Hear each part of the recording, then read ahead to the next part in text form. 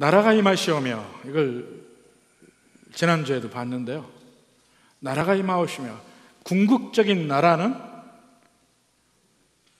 이 세상이 끝날 때 모든 믿는 백성들이 가는 천국, 영광의 나라, 바로 그 천국에 대해서 지난주에 보았습니다. 우리가 이 세상을 살아가는 힘은 그 천국에 대한, 영광의 나라에 대한 소망으로 살아가는 것입니다. 소망. 사람이 이 세상에 살아갈 때 그 소망이 없는 사람은 세상을 살아갈 에너지가, 이 능력이 전혀 없습니다. 소망이 있기 때문에 오늘보다 내일이 나아지고 내일보다는 그 다음이 나아질 거라는 소망이 있기 때문에 그 소망으로 우리가 살아가거든요. 그 영광의 나라에 대한 소망, 거기에 대한 사모함, 여러분에게 있는지 지난주에 질문을 했습니다. 이 세상보다는 그 천국, 저 세상이 더 좋다는 이것에서부터 진정한 소망이 출발하거든요. 언제라도 천국에 갈 수 있도록 마음의 준비를 하는 것, 이것이 소망이 있는 자의 삶입니다.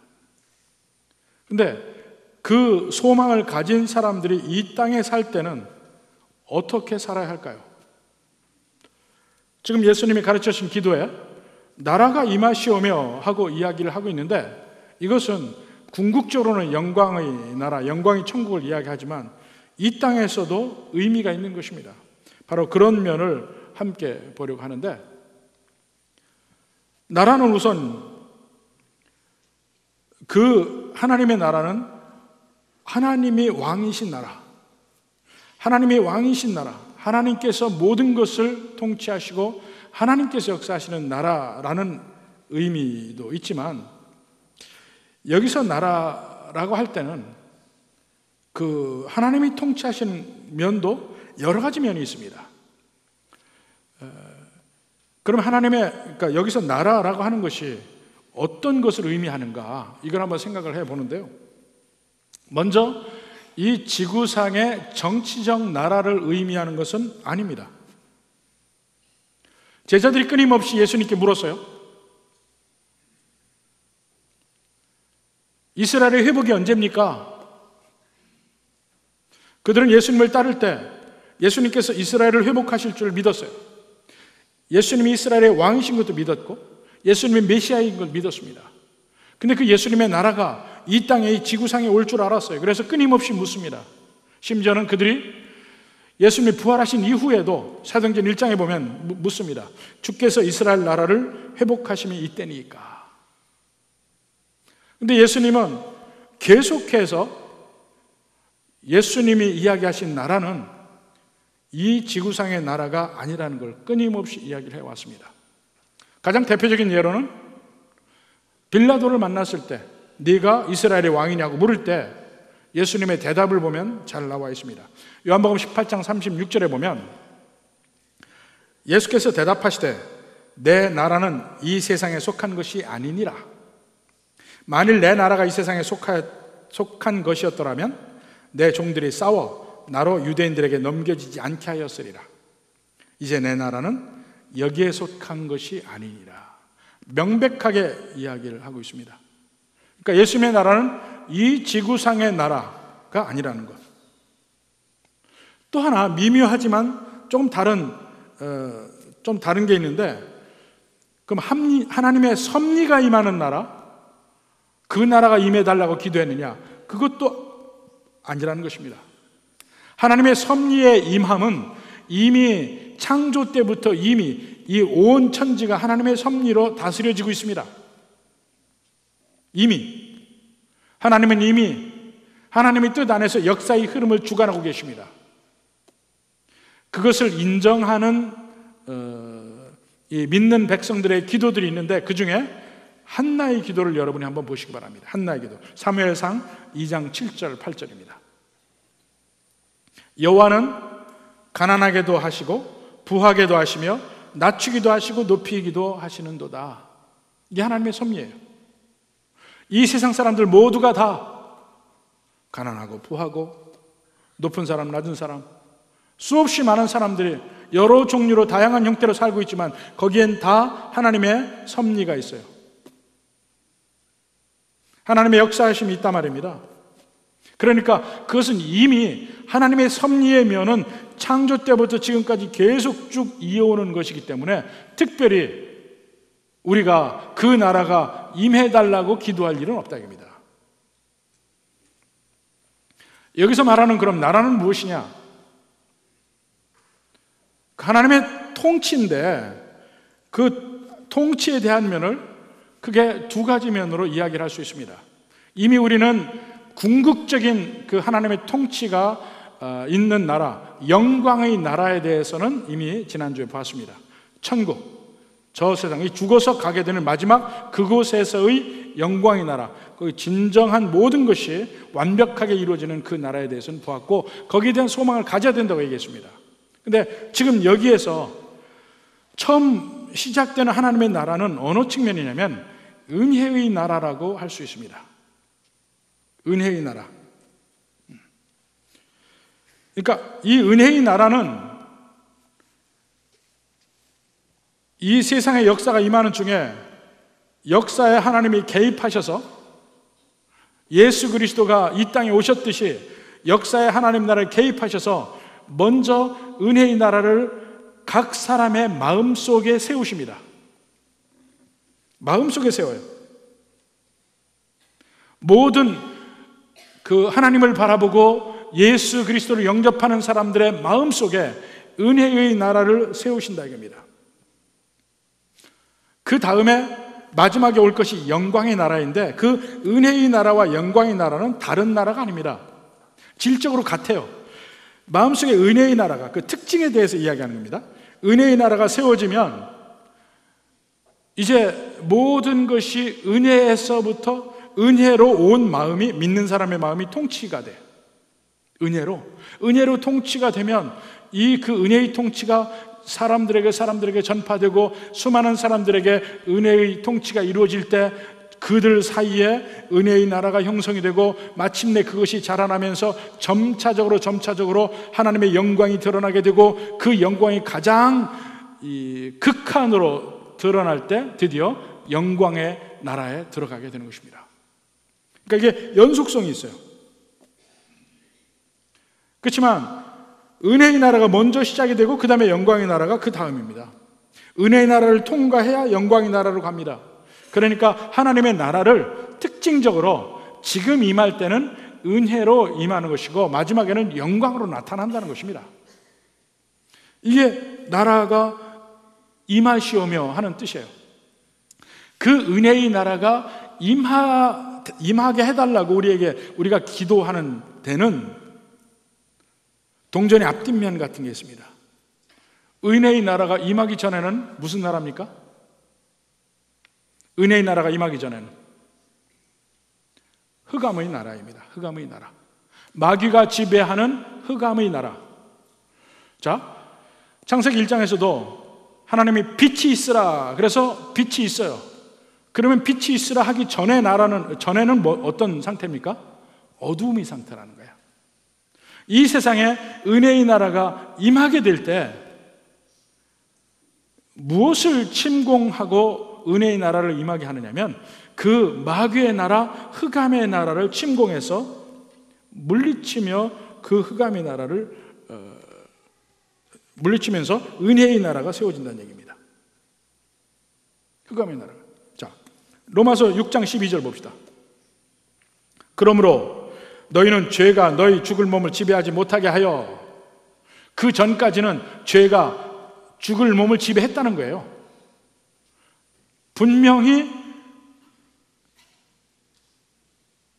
하나님의 은혜가 임하기 전에는 이 세상을 통치하는 그 통치 체제가 있었다는 것입니다. 그것이 흑암의 나라예요. 골로새서 1장 13절. 그가 우리를 흑암의 세계, 흑암의 권세에서 건져내사. 흑암의 권세, 이게 흑암의 나라의 권위입니다. 권세입니다. 파워입니다. 마귀의 나라입니다. 건져내사 그의 사랑의 아들의 나라로 옮기셨으니 이것이 은혜의 나라입니다. 흑암의 권세. 흑암의 권세가 있을 때는 거기에 사는 사람들에게는 어떤 특징이 나타납니까? 흑암이 온 세상을 덮을 때는 흑암의 특징이 뭐예요? 사람들을 무지하게 만듭니다. 사람들을 무지하게 만들어서 무엇이 귀하고 무엇이 귀하지 않은지, 무엇을 지켜야 되고 무엇을 버려야 될지 아무것도 몰라요. 에베소서 4장 18절 봅시다. 그들의 총명이 어두워지고 그들 가운데는 무지함과 그들의 마음의 굳어짐으로 말미암아 하나님의 생명에서 떠나 있도다. 이것이 은혜가 통치하기 전의 상태. 총명이 어두워지고 무지하고 마음이 굳어졌다. 제대로 가치 있는 것과 가치 없는 것에 구별을 못하고 살아가요. 오히려 썩어질 거 없어질 거 그것이 귀한 줄 알고 거길 따라가. 이 세상에서 없어질 것 거기에만 초점을 맞추고 살아가요. 제가 굳이 여기서 그냥 은혜가 임했다고 이야기하지 않고 은혜의 나라라고 이야기하는 은혜가 통치하느냐 안 하느냐의 문제입니다. 이것은 물론 안 믿는 사람에게는, 안 믿는 사람은 어둠의 흑암의 권세에 묶여 있어요. 그런데 예수 믿는 사람조차도 마음의 은혜의 나라가 임했음에도 불구하고 그 통치하에 있지 않은 사람들이 있단 말입니다. 바로 그런 면에 대해서 이야기하는 거예요. 같이 예수님 믿는다 하면서도 은혜의 나라의 권세에 있지, 그 밑에 있지 않은 사람, 그 은혜의 권세에 순종하지 않는 사람들은 흑암의 권세에 순종하는 것이죠. 그들은 무지해져 있습니다. 무엇이 중요한지를 몰라요. 진짜 중요한 걸 잃어버리고 산단 말입니다. 그리고 그 어두움이라는 것은 두 번째 특징이 더러움이에요. 더러움. 죄의 더러움 속에 있어도 내가 죄인인 줄조차도 몰라. 왜냐하면 어둠 속에 있으니까. 교만한 사람이 자기가 교만한 줄 잘 모릅니다. 정욕에 매여 있는 사람, 자기가 정욕의 종이 되어 있다는 걸 모릅니다. 내가 원하는 대로, 내가 하고 싶은 대로 산다고 생각을 해요. 그러나 사실은 나중에 정신을 차려보면 정욕의 노예가 되어 있었던 거예요. 그래서 그 어두움은 무지의 어두움, 또 더러움의 죄의 어두움, 그 어두움 속에서 아주 비참한 상태로 되게 됩니다. 그 마귀의 노예 노릇을 하게 된다 입니다. 은혜의 나라에서는 하나님이 우리를 노예로 만들지 않아요. 우리의 뜻을 중요하게 생각하고 우리와 교제하기를 원하시지 마귀가 우리에게 하듯이 완전히 노예로 만들지는 않단 말입니다. 근데 그 마귀는 자기의 권세하에, 흑암의 권세하에 있는 모든 사람들을 노예로 만들어요. 뭘로 노예로 만드느냐? 마음의 정욕을 계속해서 건듭니다. 마음의 정욕을. 그러니까 마음에 자꾸 내가 하고 싶은 것이라고 생각하는데 사실은 내 마음에 정욕이 건드려져서 정욕이 들끓 듯 하는 거예요. 마음의 정욕이 들끓어도 다 행동으로 옮기진 않죠. 그렇지만 수많은 사람들의 마음속에 정욕이 들끓고 있어요. 그런 예를 한번 좀 사실 그 죄적인 면을 이야기하면 더럽기 짝이 없는데 보십시오. 우리가 서로 부부의 인연을 맺고 서로 다 살아갑니다. 다 이렇게 가정을 이루고 살아가는데 끊임없이 부부가 아닌 다른 사람에게의 정욕이 들끓고 있습니다. 서로 간에.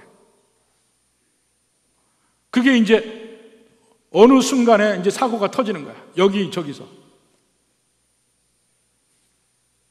근데 사고가 안 터진다고 해서 그 마음에 들끓고 있는 정욕들이 없는 게 아니냐? 있어요.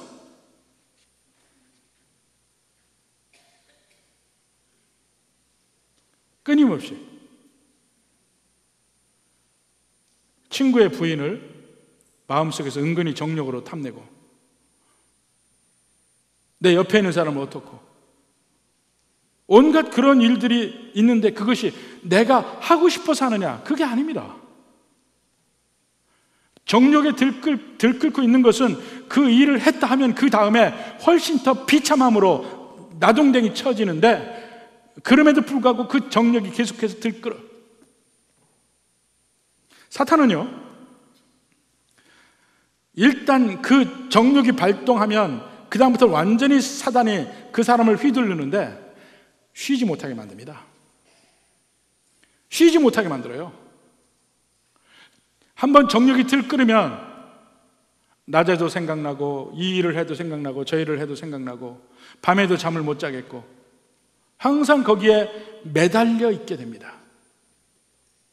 그게 정욕이란 거예요. 근데 언제 그것이 멈춰지느냐? 사단의 권세 속에서는 그 일을 행동으로 해야 멈춰져요. 아니면 계속해서 끌고 있어요. 그 일을 해야 멈춰진다니까. 근데 딱 그 일을 저지르고 나면, 죄적인 것을 저지르고 나면 그 다음에 남는 게 뭡니까? 나락에 떨어지는 것밖에 없어요. 관계가 끊어지고, 없던 미움이 생기고, 모든 질서가 다 무너져요.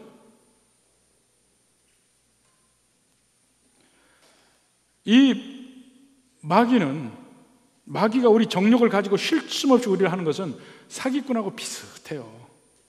사기꾼이 어떻게 합니까? 여러분 사기 당해보셨어요? 나는 사기 당해봤네. 진짜로 사기를 당해봤어요. 근데 어떤 사람이 와서 내게 막 잘하는데 뜬금없이 잘해요. 그래서 만약에 그 사람하고 좀 떨어져 있어서 좀 생각을 할 기회가 있으면, 이 사람이 왜 나한테 잘하지? 이런 생각이라도 하고 경계를 할 텐데, 경계할 시간을 주지 않습니다. 좀 마음이 왜 이러지 하고 그런 마음이 들려고 하면 벌써 나한테 잘해줘. 또 잘해줘. 또 잘해줘. 와. 그래서 그런 생각이 못 들게 막 몰려가다가 어느 순간에 그 사람이 원하는 걸 딱 얻는 순간에 갑자기 펑 하고 없어져요, 사기꾼이. 그럼 그때는 비로소 정신을 차리는데 이미 끝났어. 이미 사기는 당했어. 손해는 입었고. 그게 사기예요. 사기꾼이 자기가 원하는 걸 얻을 때까지 상대방을 쉬지 못하게 만들거든요. 노예예요, 노예. 마귀가 똑같아요. 마귀는 사기꾼이에요. 우리에게 가장 귀한 것이 아닌데도 불구하고 가장 귀한 거라고 막, 이거 없으면 너는 못 산다고 막 마음에 불을 질러.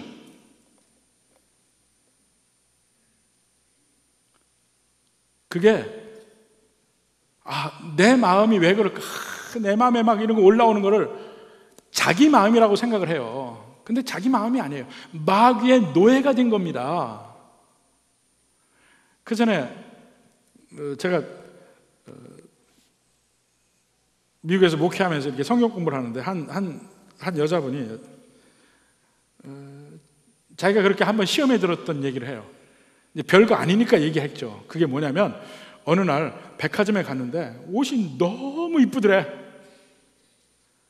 근데 이렇게 가격표를 보니까 자기가 살 능력은 안 돼. 너무 비싸. 근데도 그 옷이 갖고 싶어가지고 그 다음부터는 일이 손에 안 잡히는 거야. 설거지를 하는데도 그 옷이 자꾸 떠오르죠. 밤에 자려고 해도 그 옷이 떠오르죠. 며칠을 그렇게 힘들었다고 그러더라고. 그래서 그리고 나서 이제 결국 그분이 그 문제를 해결을 했습니다. 어떻게 해결을 했는지 아세요? 샀어. 그 옷을 샀어. 근데 좋다고 막 살려고 해서 딱 사서 입으면요, 며칠이에요, 며칠. 근데 남는 건 뭡니까? 빚만 남은 거야. 카드에 빚만. 몇십만 원, 몇백만 원 빚만 남은 거예요. 갚으면서 피눈물을 흘리는 거야. 죄라는 게 그거하고 똑같아요. 이것만 내가 원하는 대로 하면 내 문제가 다 해결될 것 같아. 이것만 내가 원하는 것만 얻으면, 딱 얻고 나는 순간에 내 모든 삶의 시스템이 와르르 무너지는 거 한번 경험해 봐야 돼. 물건도 그렇고 자리도 그렇고 사람도 그렇고. 마귀는 그렇게 나를 노예로 만드는데 내가 노예인 줄을 모른다니까. 내 마음대로 내가 원하는 것을 얻고 싶어서 그 길을 가는 줄 알아요. 불나방이처럼 불에 향해서 가고 있는데도 불구하고. 흑암의 나라는 마귀가 사람들을 자기 권세 속에 묶어서 자기 마음대로 휘두릅니다. 그 사람의 인생을 위해서 하는 것은 마귀는 전혀 없어. 마귀가 마음대로 그 하나님의 영광을 가진 인간을 가장 비참하게 처참하게 만들어서 하나님을 비웃는 것입니다. 그게 마귀가 하는 일이요. 그 인간은 거기에서도 눈이 어두워져서 그게 안 보이는 거야. 그러한 상태를 이해를 하면 주님이 우리에게 가르쳐 주신 기도, 나라가 임하시오며, 이 말의 의미를 이해할 수 있습니다. 나라가 임하시오며, 이 말 자체가 그 흑암의 권세, 마귀의 권세에 대적하는 기도입니다.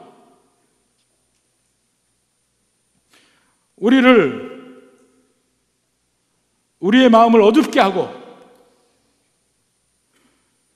그래서 끊임없이 귀한 것을 귀하지 않은 것으로, 허망한 것을 귀한 것으로 여겨서 그걸 쫓아가게 만들어요. 이 세상의 것을 위해서, 이 세상의 물질과 권세와 그런 것들을 위해서 진짜 귀한 관계인 사랑의 관계, 인간관계를 저버리게 된단 말입니다. 근데 거기서 벗어나야 될 거 아니에요. 어둠의 권세에서, 흑암의 권세에서 벗어나야 돼. 유일한 길은 은혜의 나라가 내게 임하는 길밖에 없습니다. 그래서 하나님, 그 마귀의 나라가 괴멸되기를 위해서 기도하는 것입니다. 어차피 마귀의 나라, 흑암의 권세는 그리스도의 나라에 대적하는 것이기 때문에 그 권세는 엄청납니다. 에베소서 2장 2절에도 그 말하죠. 그때 너희는 그 가운데에서 행하여, 흑암 중에 행하여 세상 풍조를 따르고 공중의 권세 잡은 자를 따랐으네. 곧 지금 불순종의 아들들 가운데 역사하는 영이라. 마귀가 그래. 불순종의 아들들 가운데서 역사하는 영, 마귀입니다. 사탄입니다. 온 세상이 마귀의 권세 아래 있고 오직 마귀의 뜻대로 갑니다. 자기 정욕대로 하는 것이 마귀의 뜻대로 하는 거야. 그 마귀의 뜻 안에 있을 때는 무지하고 더러움 속에 처박혀 있고 마귀에게 휘둘립니다. 그 나라가 괴멸되기 위해서 기도하는 것입니다. 이미 예수님은 십자가에서 결정적인 승리를 거두셨습니다. 이미 전쟁에서는 이겼습니다. 우리는 그 뒤에 마무리를 하는 겁니다. 성경에는 남은 구원이라고 했어요. 남은 구원. 마무리 싸움을 합니다. 믿지 않는 사람들을 믿음의 길로 인도하는 것도 영적 전쟁이요, 나라가 임하게 하는 중요한 행위이고, 교회 안에서도 예수님 믿는다 하면서도 그 마음의 통치를 은혜에 내주지 않은 사람들이 있습니다. 아직도 예수님 믿는다 하면서도 그 마음속은 정욕으로 들끓으면서 마귀에게 휘둘려 사는 사람들이 많이 있습니다. 그들의 심령에도 나라가 임하시오며, 이제 제대로 은혜의 통치가 그 안에서 이루어지기를 바라는 것입니다. 이를 위해 기도하는 것이에요. 마귀의 나라를 대적하고 그들의 나라가 괴멸되기를 바라고, 하나님의 은혜의 나라가 우리 마음에, 나의 마음에, 우리 함께하는 모든 사람, 믿는 사람들의 마음속에 확실히 자리 잡도록 위해서 기도하는 것입니다. 여기서 우리가 그냥 은혜라고 얘기하지 않고 은혜의 나라라고 이야기하는 데는 이유가 있습니다. 하나님의 은혜가 내게 임하면 내 마음속에 사단의 통치가 아니고 새롭게 하나님의 통치 체제가 이루어져야 되는데, 그 하나님의 통치 체제의 특징이 은혜예요. 은혜. 모든 것이, 내가 하는 일들, 내 마음에 일어나는 감정, 모든 것이 출발점이 은혜에서부터 출발해야 돼요. 그게 은혜의 통치를 받는 것입니다. 나는 죄인인데 하나님께서 나를 값없이 나를 살려주셨다. 그 감사함으로 내가 살아간다. 이게 은혜의 출발점이에요. 그 관점에서 보면서 그 관점을 견지하고 있으면 거기에 따르는 감정이 생깁니다. 예를 들어서 나에게 해코지 하는 사람이 있어요. 원래 내 감정은 뭡니까? 이게 나를 뭘로 알고 나도 보복을 하자, 복수를 하자. 이게 흑암의 권세 아래 있을 때의 마음이에요. 근데 은혜의 권세 아래 있을 때는 아이고 저 사람도 흑암의 권세에 있구나, 불쌍하다. 이게 은혜의 권세에서 나오는 감정이에요. 연민의 정을 가져 악한 사람을 보면 화가 나기보다도 일단 화가 나겠죠. 아직도 내 마음에 흑암의 권세가 남아있으니까. 그렇지만 그것을 다스리고 은혜의 권세 아래서 보는 것입니다. 불쌍하다. 죄를 지는 사람의 마음은 지옥인 것입니다. 근데 사람들이 우리를 해코지할 때는 마귀가 어떤 의미냐면, 그 사람은 이미 마귀의 통치 아래에 있어요. 계속 그 사람을 통해서 나도 마귀의 통치에 끌어오려고 하는 거야. 그게 나를 계속 건드려요. 내가 화를 나서 같이 복수하겠다고 달려들면 나도 마귀에게 점령당한 거야.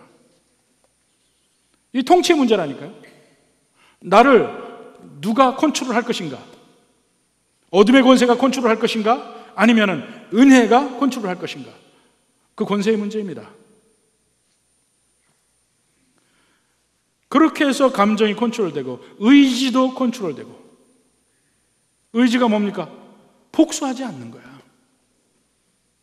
복수하지 않고 어떻게 하면 저 사람의 마음속에 미움을 빼낼 수 있을까? 이걸 고민하는 거예요. 그게 진정한 영적 전쟁이에요.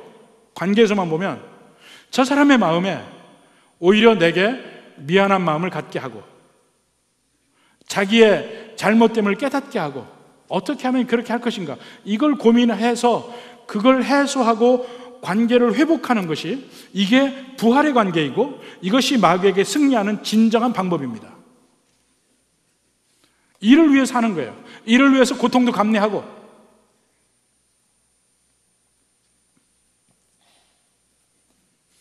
내 마음속에 정욕이 물론 올라와요. 내가 하고 싶은 것들이 있어요. 그러나 그것을 하나님의 말씀으로 누르는 겁니다.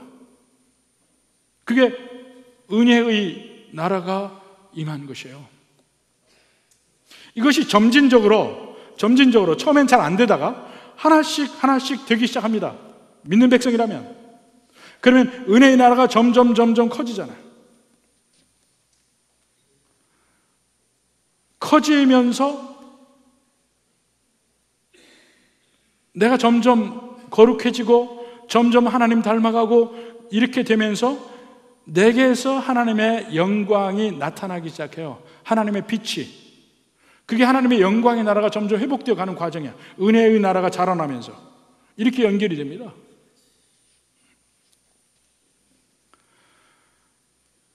예수를 믿는다면서도 진정한 은혜의 나라의 통치가 우리 마음에 이루어지지 않는다면 문제가 심각합니다. 은혜의 통치 하에서 모든 내 감정과 행동이 나와야 되지, 은혜에서부터 출발하지 않으면 우리의 연보도, 우리의 헌신도, 우리의 찬양도 죄가 됩니다. 은혜에서 출발하지 않으면, 은혜가 없는 기도 죄입니다. 가장 대표적인 예로 바리새인의 기도 나오죠. 바리새인과 세리가 기도할 때 회당에서 세리하고는 거리를 두고 바리새인이 기도합니다. 주여, 내가 저 세리와 같지 않음을 감사하나이다. 나는 모든 11조를 제대로 드리고 하나하나 빠짐없이 정확하게 드리고 일주일에 2번씩 금식을 하고, 이렇게 얘기해요. 그 기도를 주님이 받으십니까? 안 받을 뿐 아니라 자기의 죄를 더 쌓고 있는 거예요. 그 기도가,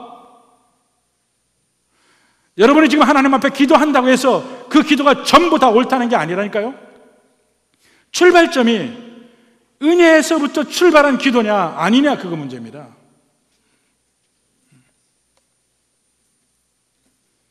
잠언 15장 8절에 보면 악인의 제사는 여호와께서 미워하신다고 그랬어요. 하나님께 예배 드린다고 다 안심하지 마십시오. 그 은혜에서 출발하지 아니한 예배는 하나님이 미워하신다는 거예요.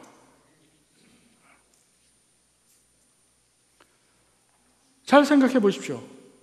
나라가 임하달라고 기도하는 의미가 무엇인지.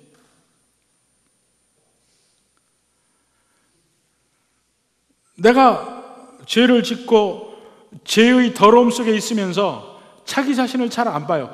보게 되면 자기를 미워하게 됩니다. 에스겔서 20장 43절 봅시다. 거기에서 너희의 길과 스스로 더럽힌 모든 행위를 기억하고 이미 행한 모든 악으로 말미암아 스스로 미워하리라. 이게 무슨 말인지 아세요? 보면 나이 들면서 외모가 점점 여러분이 좋아하는 외모에서 멀어져 갑니다. 그렇죠? 젊어서 아무리 멋진 사람이든 예뻤던 사람이든 관계없습니다. 나이가 들어가면서 점점 늙어가. 그때 내가 늙었다는 걸 어떻게 여러분 스스로 알 수 있냐면 점점 사진 찍기가 싫어집니다. 그렇죠? 별로 사진 찍고 싶어 하지 않아. 그러면 이미 여러분은 늙은 거야. 왜냐하면 사진에 나오는 내 모습 보고 싶지 않거든요. 싫어. 그 모습이 싫어. 겉모습이 내가 원하는 모습이 아닐 때 그것을 싫어하는데, 마음이 추한 것은 더합니다. 내가 죄를 지으면서도 죄 짓고 있는 내 자신을 안 보려고 노력해요.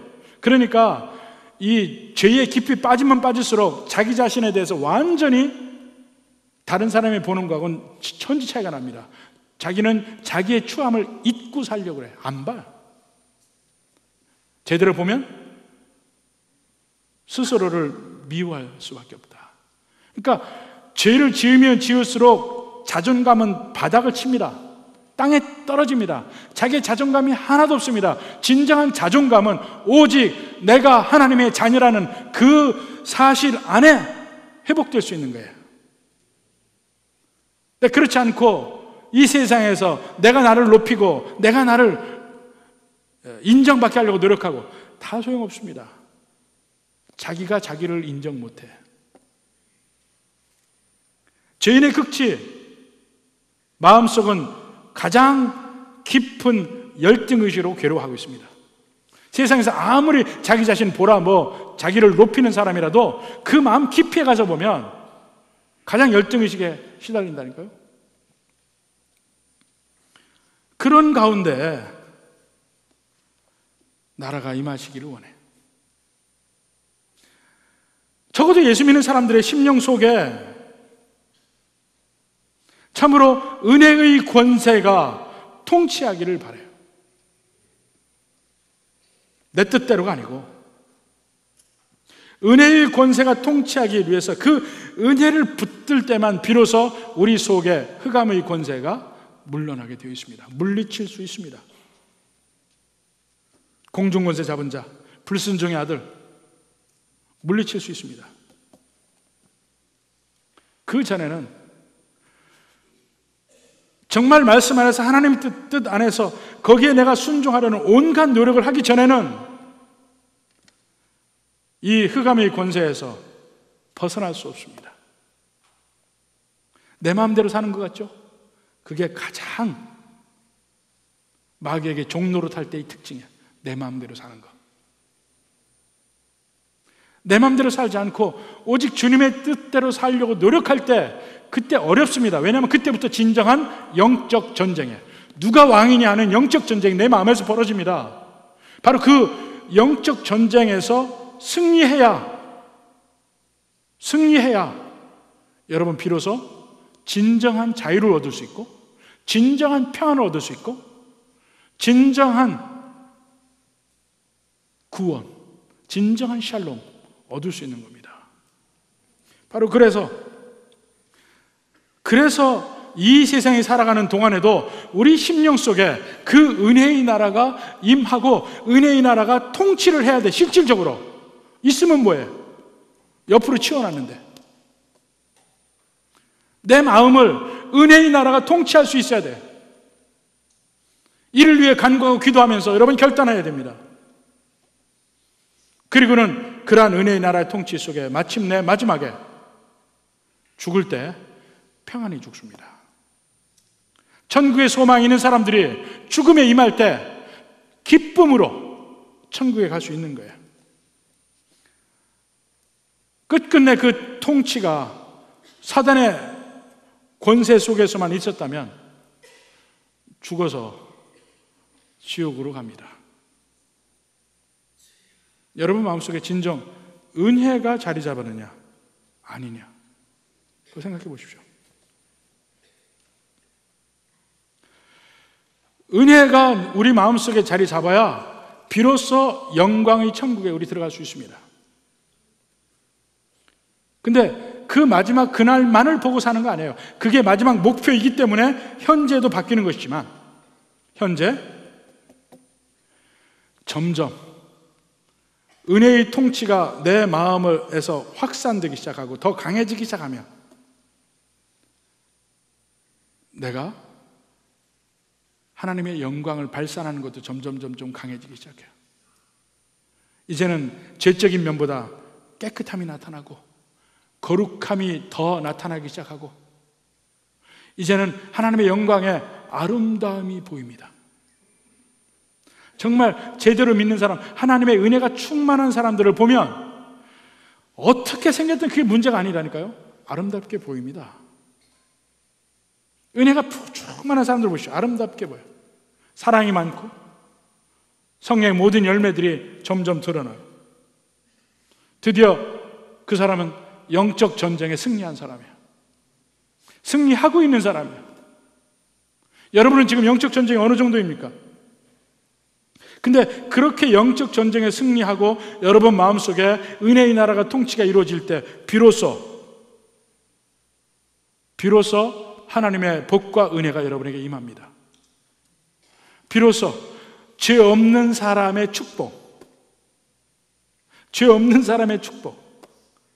평안과 기쁨과 안식이 여러분과 함께 하는 것입니다. 진정한 천국을 소망한다면, 진정한 영광의 나라를 소망한다면 이 세상에서 은혜의 나라가 먼저 심어져야 돼. 그래서 점차적으로 영광의 나라에 가까이 가게 됩니다. 여러분은 어디 있습니까? 부디 먼저 여러분의 심령을 보아서 여러분의 마음 속에 하나님의 은혜의 나라가 제대로 통치하는 그러한 마음이 되기를 주님의 이름으로 축원합니다.